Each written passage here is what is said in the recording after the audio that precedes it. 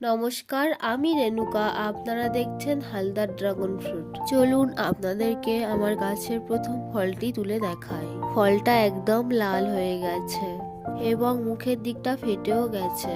আমি বুঝতে পারছিলাম না ফলটা কি করে তুলবো।